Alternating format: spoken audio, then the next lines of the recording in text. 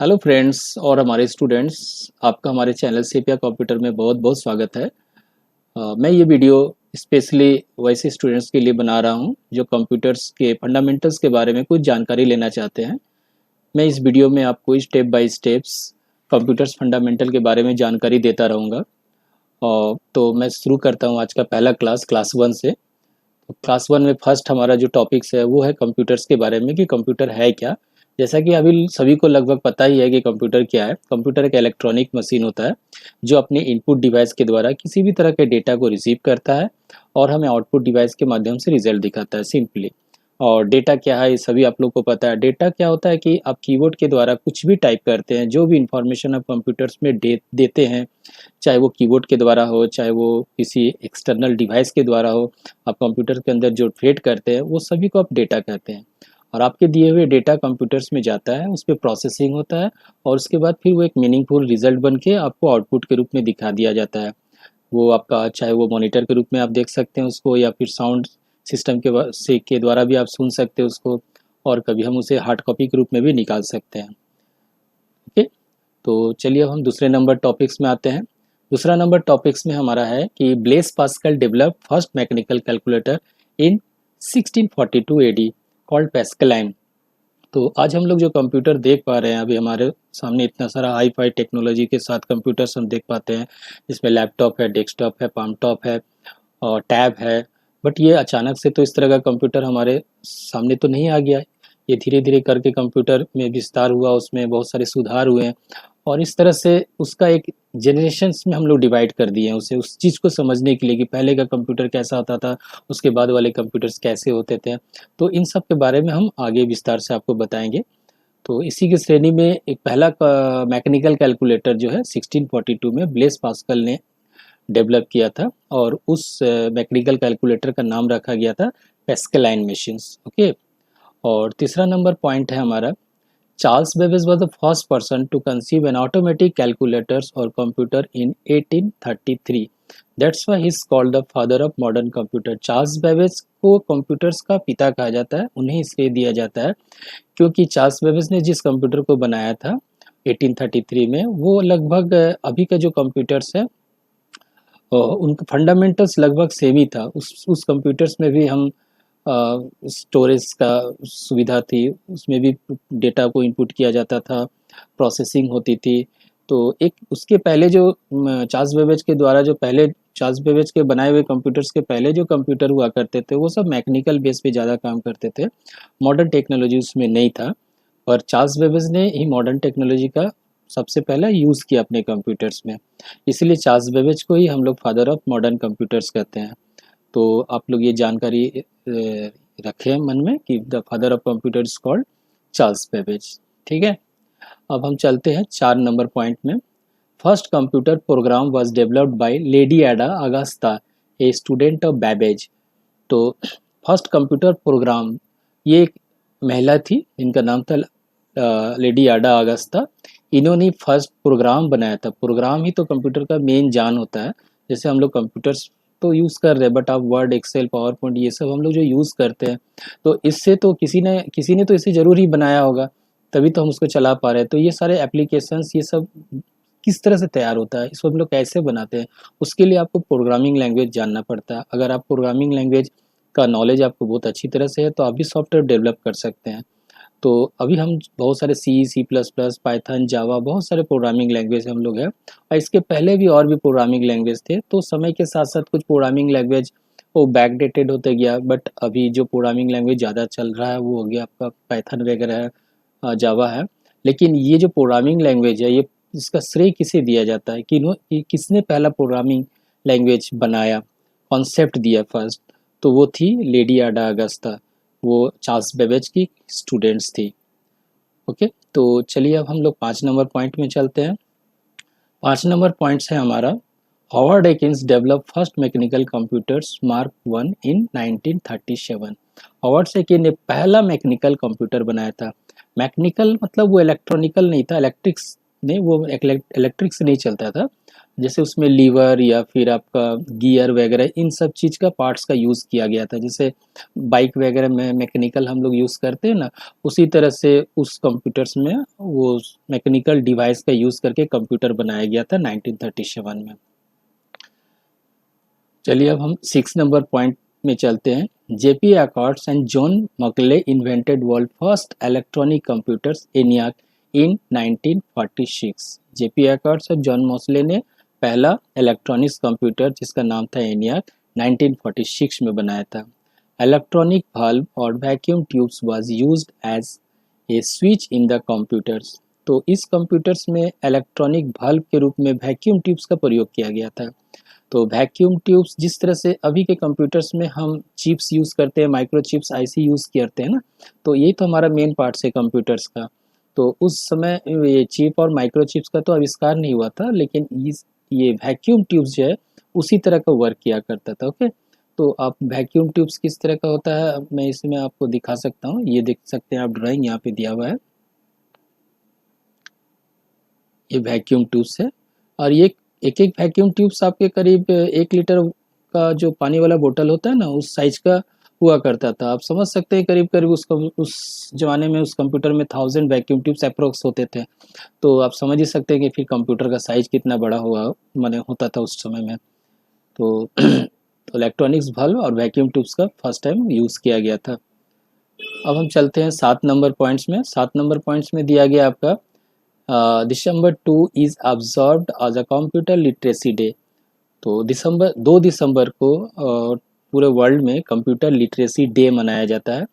इसको भी आप याद रखिए, कभी कभी एग्जाम में आपका पूछ लिया जाता है कंप्यूटर साक्षरता दिवस या कंप्यूटर लिटरेसी दिवस हम कब मनाते हैं, तो दिसंबर 2। ओके, 8 नंबर पॉइंट में आते हैं हम। India has announce new computer policy in 1984। तो इस तरह से क्या कंप्यूटर्स तो धीरे धीरे वर्ल्ड में पूरा फैलते ही जा रहा था, इसका विस्तार हो रहा था, कंप्यूटर्स लोग यूज़ करना शुरू कर दिए थे ऑफिस में। धीरे धीरे लोग अपने पर्सनल कंप्यूटर्स भी यूज़ किया करते थे। तो कंप्यूटर से रिलेटेड कुछ पॉलिसी भी गवर्नमेंट के लिए को लाना पड़ा। तो पहला जो कंप्यूटर पॉलिसी 1984 में इंडिया ने लाया था। चलिए अब हम लोग 9 नंबर पॉइंट्स में आते हैं। 9 नंबर पॉइंट्स में है जैसे आपका first computer made in India हुआ सिद्धार्थ। भारत में जो पहला कंप्यूटर बना था उसका नाम था Siddharth, which was manufactured by electronic corporation of India. इस सिद्धार्थ को जिसने बनाया था उस उनका उसका नाम है इलेक्ट्रॉनिक कॉरपोरेशन ऑफ इंडिया ने सिद्धार्थ कंप्यूटर फर्स्ट बनाया था। ओके, तो ये भी एक इम्पॉर्टेंट क्वेश्चन है, ये भी कभी कभी एग्जाम में आपका आता है। ओके, अब हम लोग 10 नंबर पॉइंट की तरफ चलते हैं। First computer in India was installed in the main post office. पहला जब कंप्यूटर्स भारत में आया तो उसे कहाँ पे इंस्टॉल किया गया था, तो मेन पोस्ट ऑफिस में आपका फर्स्ट कंप्यूटर्स को इंस्टॉल किया गया था फॉर वर्किंग, काम के लिए। और उसके बाद तो आप देख ही पा रहे हैं कितना क्रांति आ गया कंप्यूटर्स में। अभी बैंक हो गया, मॉल्स हो गया, मार्केट, दुकान, सभी जगह अभी बिना कंप्यूटर्स का लगभग कोई काम हो ही नहीं सकता है। ओके, तो लेकिन पहला जो फर्स्ट इंस्टॉल हुआ था कंप्यूटर वो आपका मेन पोस्ट ऑफिस में इंस्टॉल हुआ था। तो इस तरह से मैंने आपको कुछ इम्पोर्टेंट्स जानकारी दी क्लास 1 में कंप्यूटर्स के फंडामेंटल्स के बारे में। तो चलिए अब हम शुरू करते हैं generation of computers. Generation of computers हम क्यों पढ़ते हैं, जनरेशन ऑफ कंप्यूटर्स क्यों जानते हैं। जिस तरह से हम अपने बारे में, इंसान अपने बारे में अगर देखें तो आज हम कितने डेवलप हो चुके हैं, लेकिन शुरू में तो हम लोग अचानक तो इतने डेवलप नहीं हुए। हम लोग पहले पहाड़ों में रहते थे, धीरे धीरे आग जलाना सीखे, फिर हम लोग फसल उगाना सीखे। इस तरह से धीरे धीरे मानव जाति का विकास हुआ। उसी तरह आज ही अभी का जो हम लोग कंप्यूटर देख रहे हैं वो सडनली इस तरह से नहीं आया, इसमें भी धीरे धीरे करके विकास होता गया और हम लोग आज इस तरह का कंप्यूटर्स को देख पा रहे हैं। तो चलिए इसी विकास को हम लोग जनरेशन ऑफ कंप्यूटर्स के रूप में समझते हैं। तो इसे समझने के लिए हमने इसे कई चरणों में डिवाइड किया हुआ। इसे हम लोग first generation, second generation, third generation और फोर्थ जनरेशन में हमने डिवाइड किया हुआ है। तो चलिए हम शुरू करते हैं आपका फर्स्ट जनरेशन से। फर्स्ट जनरेशन को हम लोग 1942 से लेकर 1955 तक के बीच के जो पीरियड्स थे वो उसको हम लोग फर्स्ट जनरेशन की श्रेणी में रखे हैं। और फर्स्ट जनरेशन के कंप्यूटर्स में हम लोग as a main parts vacuum tubes का यूज़ किया करते थे। जैसे अभी हम लोग चिप्स, माइक्रो चिप्स यूज़ करते हैं, उस समय हम लोग as a main parts computers में वैक्यूम ट्यूब्स का यूज़ किया करते थे। और वो काफ़ी बड़ा होता था साइज में और काफ़ी इलेक्ट्रिसिटी भी कंज्यूम करता था। और malfunctions due to overheat, बहुत ज़्यादा वो हीट होता था क्योंकि साइज में काफ़ी बड़ा होता था। बहुत सारे हज़ार से भी करीब अप्रोक्स 1000 आपका वैक्यूम ट्यूब्स उसमें यूज़ किया जाता था, तो जिसके चलते उसका हीट काफ़ी हो जाता था, ये एक समस्या खड़ी हो जाती थी। मशीन लैंग्वेज वाज यूज, इस कंप्यूटर्स में आपका वैक्यूम ट्यूब्स में मशीन लैंग्वेज का यूज़ किया गया था। उसमें हम मशीन लैंग्वेज का यूज़ किया गया था। मशीन लैंग्वेज मतलब जो कंप्यूटर, जिस लैंग्वेज को कंप्यूटर समझ सकता है। तो कंप्यूटर किस लैंग्वेज को समझता है? आप सभी जानते हैं कंप्यूटर्स बाइनरी लैंग्वेज समझती है। बाइनरी मतलब 0 एंड 1। 0 मतलब कि अगर आपका सर्किट में करंट फ्लो हो रहा है मतलब वो 1 है, सर्किट में करंट फ्लो नहीं हो रहा मतलब वो 0 है। तो इसी लैंग्वेज को कंप्यूटर समझती थी, इसे हम मशीन लैंग्वेज करते हैं। तो फर्स्ट जनरेशन कंप्यूटर्स का कुछ एग्जाम्पल है, जैसे एनियाक, एडवाग, यूनिवैक 1, ये सारे कुछ नाम हैं जिसको आपको अच्छा से थोड़ा याद करना है। ये सब एग्जाम वगैरह में आपका पूछता है। ओके, तो एनियाक का सोचिए वेट अबाउट 27 टन्स उसका वजन था। साइज है उसका 8 feet into 100 feet into 3 feet. इसकी आकार कितनी बड़ी थी? And consume around 150 watts of the power. तो काफ़ी पावर कंज्यूम करता था, काफ़ी बड़ा हुआ करता था फर्स्ट जनरेशन कंप्यूटर्स। तो अब हम आते हैं 2 नंबर में, सेकेंड जनरेशन कंप्यूटर्स में। सेकेंड जनरेशन कंप्यूटर आपका 1955 से लेकर 1964 के बीच के जितने सारे कंप्यूटर्स थे उसको हम सेकेंड जनरेशन कंप्यूटर्स की श्रेणी में रखते हैं। और सेकेंड जनरेशन के कंप्यूटर्स में हम लोग as a main part transistor use किया करते थे। ओके, तो ये ट्रांजिस्टर्स आपका वैक्यूम ट्यूब से थोड़ा छोटा होता था साइज में। तो नो डाउट जब ट्रांजिस्टर आपका जो एज ए मेन पार्ट जब इसका छोटा हो गया तो कंप्यूटर का साइज भी थोड़ा रिड्यूस हो गया। तो इस तरह से सेकेंड जनरेशन कंप्यूटर जो है वो थोड़ा smaller compare to the first generation, ये पहले जनरेशन की तुलना में थोड़ा छोटा साइज में आने लगा। जनरेटेड लेस हीट, इसमें हीट भी कम उत्पन्न होती थी। कंज्यूम लेस पावर, कम पावर भी लेता था compare to first generation. Punch card were use, इसमें एक पंच कार्ड का हम लोग यूज़ कर सकते थे एज ए इनपुट डिवाइस के रूप में। First operating system was developed batch processing and multi programming operating system. पहला programming operating system second generation computers में यूज किया गया था, जैसे multi programming operating system and batch processing. Batch processing मतलब कॉम्प्लेक्स प्रोग्राम, जैसे डेटा को सजाना, उसको रिट्रीव करना।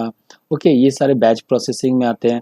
और मल्टी प्रोग्रामिंग ऑपरेटिंग सिस्टम मतलब एक ऐसा ऑपरेटिंग सिस्टम जिसमें कि आप मल्टी प्रोग्राम, एक साथ 2-3 प्रोग्राम आप एक ही प्रोसेसर में एट ए टाइम, यानी एक ही समय में आप 2-3 प्रोग्राम, दो मतलब एक से ज़्यादा प्रोग्राम को आप एक बार में चला सकते हैं। उस तरह के ऑपरेटिंग सिस्टम को हम लोग मल्टी प्रोग्रामिंग ऑपरेटिंग सिस्टम कहते हैं। तो सेकेंड जनरेशन में ये ऑपरेटिंग सिस्टम्स का आविष्कार हुआ था और यूज़ हुआ था। Okay, machine language as well as assembly language was use. Machine language तो यूज़ होता ही था, साथ ही साथ असेंबली लैंग्वेज का भी यूज़ होने लगा। असेंबली लैंग्वेज का मतलब हो गया कि वैसा लैंग्वेज जो कंप्यूटर्स, जैसे मान लेते हैं वो कंप्यूटर तो बाइनरी लैंग्वेज समझती है मतलब, लेकिन हम लोग तो लिखते हैं इस भाषा में प्रोग्राम को जिससे कि हम समझ सके। हम तो बाइनरी लैंग्वेज में तो हम सब प्रोग्राम तो नहीं लिख पाएंगे, तो इसलिए हम लोग इंग्लिश में ये प्रोग्राम को टाइप करते हैं और वो प्रोग्राम फिर आपका कन्वर्ट होता है मशीन लैंग्वेज में।